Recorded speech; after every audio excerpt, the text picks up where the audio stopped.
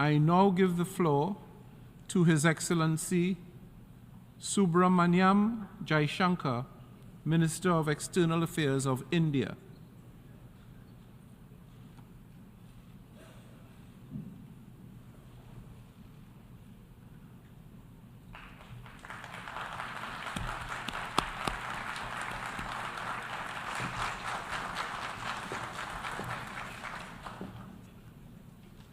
Mr. President, Excellencies, distinguished members of the General Assembly, Namaste from Bharat. Let me begin by expressing our felicitations to the President of the General Assembly, His Excellency Dennis Francis, and our fullest support to the 78th UNGA's theme of rebuilding trust and reigniting global solidarity. This is an occasion to take stock of our achievements and challenges, even while sharing our aspirations and goals. And indeed, in regard to both, there is much that India has to share. Mr. President, the world is witnessing an exceptional period of turmoil. As it is, structural inequities and uneven development have imposed burdens on the global South. But stresses have been aggravated by the impact of the COVID-19 pandemic and the repercussions of ongoing conflicts, tensions, and disputes. As a result, socio-economic gains of recent years have been rolled back, resources for sustainable development are severely challenged, and many countries really struggle to make ends meet. Navigating the future appears even more daunting today. At this juncture, it was with a sense of exceptional responsibility that India took up the presidency of the G20. Our vision of one Earth, one family, one future sought to focus on the key concerns of the many, not just the narrow interests of a few. In the words of Prime Minister Narendra Modi, it was to bridge divides, dismantle barriers, and sow seeds of collaboration that nourish a world where unity prevails over discord and where shared destiny eclipses isolation. The New Delhi G20 Leaders' Declaration articulates our collective ability to do so.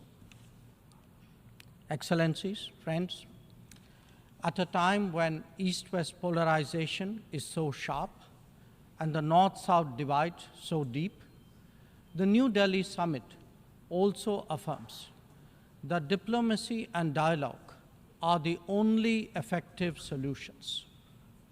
The international order is diverse, and we must cater for divergences, if not differences. The days when a few nations set the agenda and expected others to fall in line are over. As the United Nations itself symbolizes, finding common ground is an imperative. To listen to others and to respect their viewpoints, this is not weakness, it is the basics of cooperation. Only then can collective efforts on global issues be successful. Recognizing that growth and development must focus on the most vulnerable, we began the G20 presidency by convening the Voice of the Global South Summit. This enabled us to hear directly from 125 nations and place their concerns on the G20 agenda. As a consequence, issues which deserve global attention got a fair hearing. More than that, the deliberations produce outcomes that have great significance for the international community. Mr. President, It was also noteworthy that at India's initiative, the African Union was admitted as a permanent member of the G20. By doing so, we gave voice to an entire continent which has long been its due. This significant step in reform should inspire the United Nations, a much older organization, to also make the Security Council contemporary. Broad representation is, after all, a prerequisite for both effectiveness and credibility. The outcomes of the New Delhi G20 summit will surely resonate for years ahead. Among them is an action plan for sustainable development goals, a crucial need of the day. Equally important are the high principles of lifestyle for environment, and the Green Development Pact as they shape our approach to our planet's future. The transformative role of digital public infrastructure has also finally been recognized, as the salience of women-led development in building an inclusive and progressive society. The reform of international financial institutions has been given due weight, as has the resolution of debt vulnerabilities. Friends, the New Delhi G20 outcomes are expressed both as larger policies and as specific initiatives. They could be about building cities for tomorrow, or fighting corruption, eliminating hunger, or delivering quality education, ending plastic pollution, or preserving the ocean-based economy, or for that matter, enhancing food security, or even mapping global skills. Some address long-standing issues like gender divide and climate action. Others focus on new concerns such as responsible harnessing of artificial intelligence. All in all, we have placed for the world's consideration a set of actionable propositions, constructive solutions, and new directions. Even as we encourage collective endeavors, India also seeks to promote cooperation with diverse partners. From the era of non-alignment, we have now evolved to that of Vishwa Mitra, a friend to the world. This is reflected in our ability and willingness to engage with a broad range of nations, and where necessary, harmonize interests. It is visible in the rapid growth of the Quad, a mechanism today so relevant to the Indo-Pacific. It is equally apparent in the expansion of the BRICS grouping of independent-minded nations, or in fact, the emergence of the I2U2 combination. Recently, we hosted the creation of the India, Middle East, Europe Economic Corridor, IMEC. The forging of the Global Biofuels Alliance was another notable development. This willingness to work in an open-minded manner on specific domains is now a defining characteristic of the emerging multipolar order. Mr. President, all nations pursue their national interests. We, in India, have never seen that as being in contradiction with global good. When we aspire to be a leading power, this is not for self-aggrandizement, but to take on greater responsibility and make more contributions.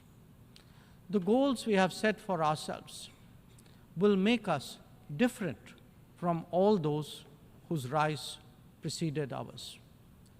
India demonstrated this during the COVID through the Vaccine Maitri initiative. Our endeavors, like the International Solar Alliance and the Coalition for Disaster Resilient Infrastructure, have gathered wide support. Our espousing of the International Year of Millets is enhancing global food security today. We have built development partnerships with 78 nations across geographies. And we have also been first responder in disaster emergency situations.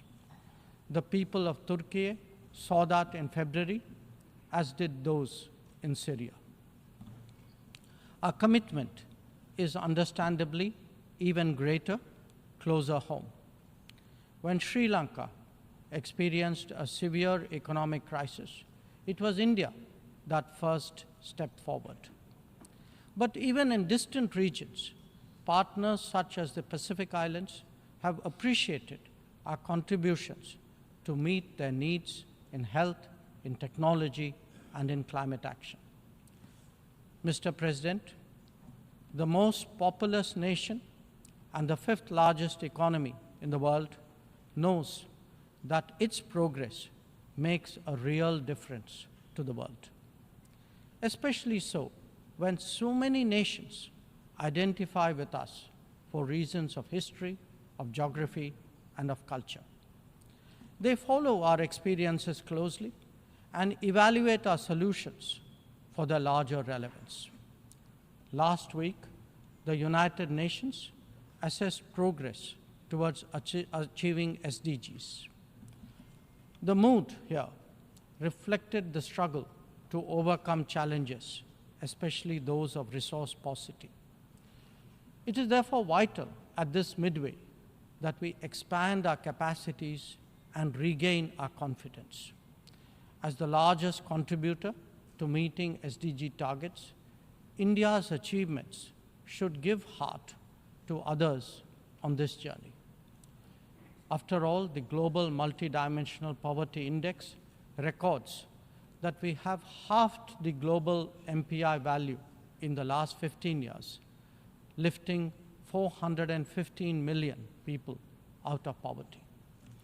That progress has now moved on to a higher level with ambitious socio-economic initiatives covering financial inclusion, food and nutrition, health and water supply, as well as energy and housing. We are seeking to demonstrate that social welfare need not be the sole prerogative of the developed world. Excellencies, programs underway in India highlight the transformational role of digital delivery of public goods. It has facilitated scaling up, it has enhanced efficiency, and it has combated corruption. The national objective of leaving no one behind is forging ahead in so many dimensions. Moreover, the democratization of technology has opened mindsets, instilled confidence, and inspired innovations. Excellencies, in our deliberations, we often advocate the promotion of a rules-based order. From time to time, respect for the UN Charter is also invoked. But for all the talk, it is still a few nations who shape the agenda and seek to define the norms. This cannot go on indefinitely, nor will it go unchallenged. A fair, equitable, and democratic order will surely emerge once we all put our minds to it. And for a start, that means ensuring that rule makers do not subjugate rule takers. After all, rules will work only when they apply equally to all. Mr. President, we must never again allow an injustice like vaccine apartheid to recur. Climate action, too, cannot continue to witness an evasion of historical responsibilities. The power of markets should not be utilized to steer food and energy from the needy to the wealthy. Nor must we countenance that political convenience determines responses to terrorism, extremism, and violence. Similarly, respect for territorial integrity and non-interference in internal affairs cannot be exercises in cherry picking. When reality departs from the rhetoric, we must have the courage to call it out. Without genuine solidarity, there can never be real trust. This is very much the sentiment of the Global South. Next year, the United Nations will be hosting the Summit of the Future.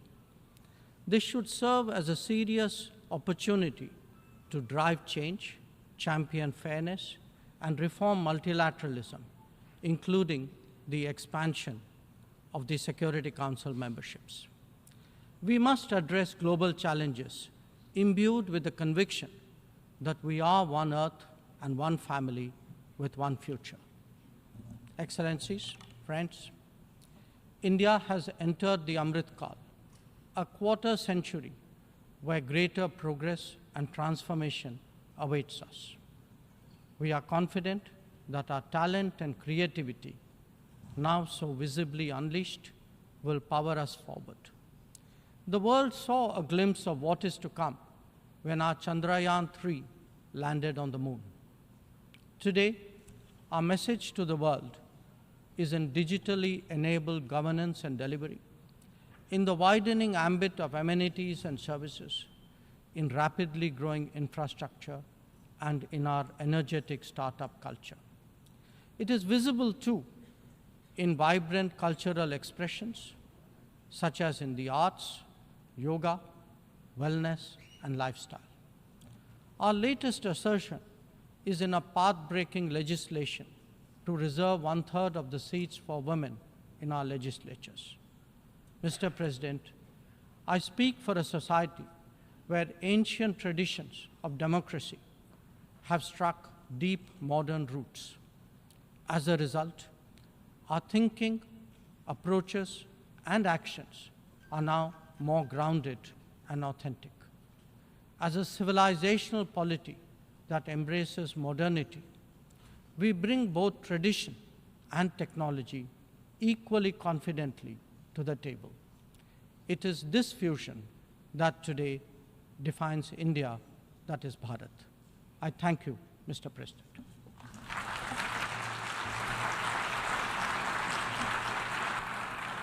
I thank the Minister of External Affairs of India.